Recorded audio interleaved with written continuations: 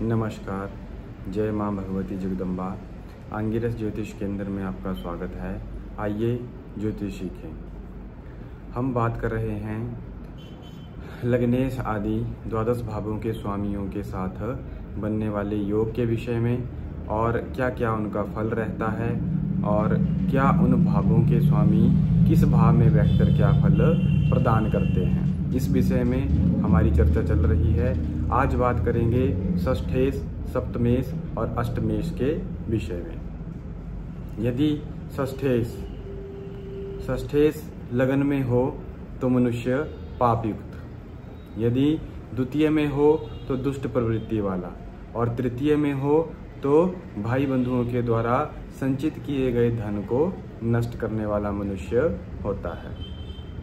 और यदि षष्ठेश लग्नेश के साथ बैठकर अष्टम में हो तो बाएं नेत्र में रोग रहता है।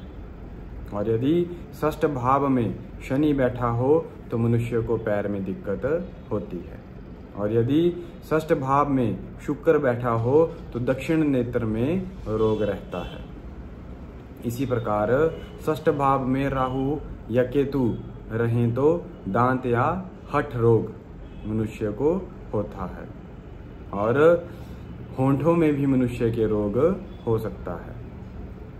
लग्नेश यदि मंगल या बुध की राशि में मेष, वृश्चिक, मिथुन, कन्या का होकर कहीं भी स्थित हो तो शत्रु से दृष्ट हो और शत्रुओं के साथ बैठा हो तो मल द्वार यानी मनुष्य के मल द्वार के समीप रोग रहता है।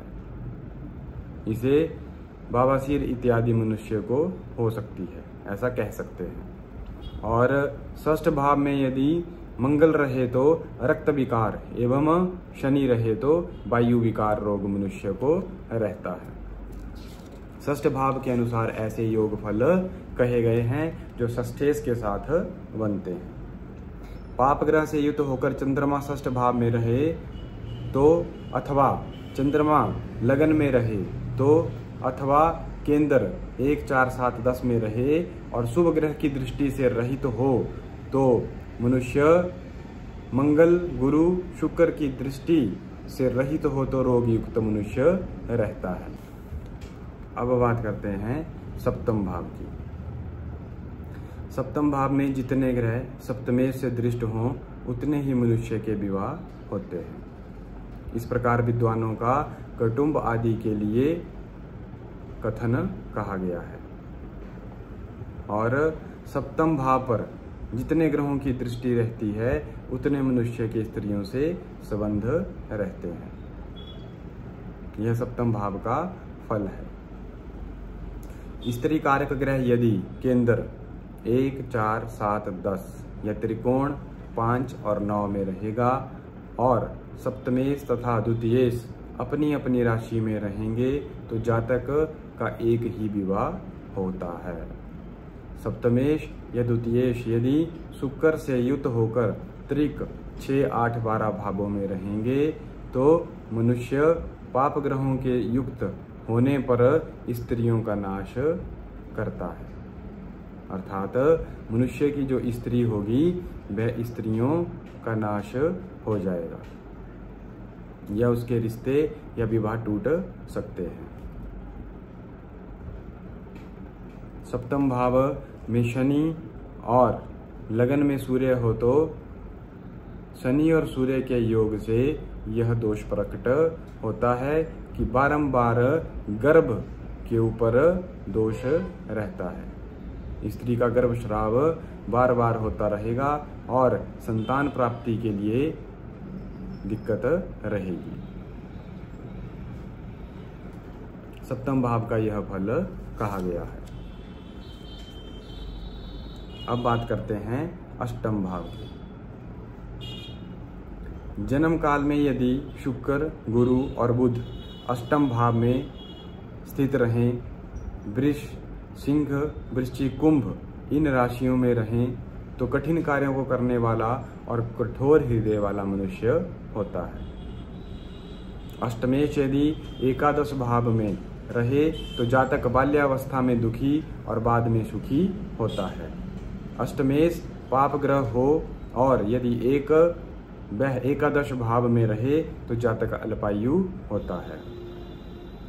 अष्टमेश पाप ग्रह हो और एकादश भाव में बैठा हो तो जातक अल्पायु होता है। यदि अष्टमेश शुभ ग्रह हो या शुभ ग्रह से युक्त होकर एकादश भाव में रहे तो दीर्घायु होता है। अष्टमेश यदि पाप ग्रह से युक्त होकर षष्ठ या द्वादश भाव में रहे तो जातक अल्पायु होता है। और यदि अष्टमेश अष्टम भाव में रहे तो मनुष्य दीर्घायु होता है। अष्टमेश यदि लग्नेश से युक्त होकर षष्ठ या द्वादश भाव में रहे तो भी अल्पायु योग होता है। यदि शनि अष्टम भाव में रहे तो वह मनुष्य को दीर्घायु प्रदान करता है। अष्टमेश यदि द्वितीय भाव में रहे तो जातक शत्रुओं से युक्त और चौर प्रवृत्ति का होता है। यह अष्टम भाव का योग फल कहा गया है। अब बात करते हैं अष्टम भाव से संग्राम इत्यादि में, युद्ध इत्यादि में मृत्यु का योग कैसे बनता है। यदि जन्म समय में अष्टमेश और लग्नेश बलहीन होकर अष्टम भाव एवं षष्ठ भाव में रहें तो जातक संग्राम में कीर्ति को प्राप्त होकर अपना जीवन छोड़ देता है। मनुष्य की मृत्यु इस प्रकार होती है। यदि लग्नेश और अष्टमेश बलवान हो तो वह संग्राम में विजयी होता है। चतुर्थेश शुक्र से युक्त हो तो सवारी पर बैठकर चतुर्थेश तथा लग्नेश चंद्रमा से युक्त होकर लगन में स्थित हो तो हाथी पर बैठकर, और चतुर्थेश यदि बृहस्पति के साथ लगन में रहे तो घोड़ा हाथी पर बैठकर विजयी को प्राप्त करता है। अब बात करते हैं नवम भाव की। नवम भाव से मनुष्य का भाग्य, धर्म, कर्म और पिता के बारे में और गुरु के बारे में जाना जाता है। जन्म समय में गुरु से दृष्ट होकर नवमेश यदि लगन में रहे तो जातक राजपूजित, राजयोग कारक होता है। यदि नवमेश लगन में हो तथा चतुर्थेश नवमेश अपनी अपनी राशि को देखते हो तो जातक सर्व संपत्ति युक्त होता है। यदि चतुर्थेश अष्टम भाव हो तो जातक भाग्यहीन होता है। यदि चतुर्थेश अष्टम भावगत हो तो जातक भाग्यहीन होता है और उसे हीन वाहनों की प्राप्ति तथा अस्थिरता मिलती है। यह नवम भाव का फल है। और नवम भाव से मनुष्य के ज्ञान के विषय में भी देखा जाता है और धर्मशीलता के विषय में भी देखा जाता है। यदि नवमेश एकादश भाव में रहे तो जातक राजपूजित, दीर्घायु और धर्मशील होता है। यदि लग्नेश, द्वितीयेश और चतुर्थेश अपनी अपनी राशियों में रहें तो नवमेश लगन में रहे तो जातक हाथी और सिंह आदि का स्वामी होता है।